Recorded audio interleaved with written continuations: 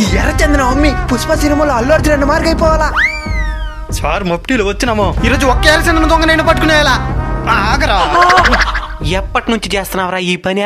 మీరు ఇక్కడికి ట్రాన్స్ఫర్ అయినప్పటి నుంచి. అంటే నేనైతే పట్టుకోలేనని.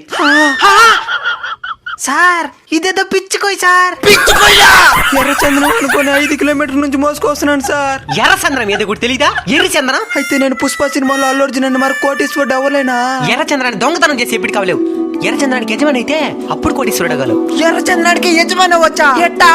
నబీసాయి ప్రాజెక్ట్ లో భూమిని కొంటే వాళ్ళ దాంట్లో ఎర్రచంద్ర మొక్కలు నాటి 12 సంవత్సరాల కంటికి రెప్పలా కాపాడి వాళ్ళే అమ్మి నేను కోటీశ్వరుని చేస్తారు. దీని ప్రభుత్వ అనుమతులు కూడా ఉంటాయి. ఎంత భూమి?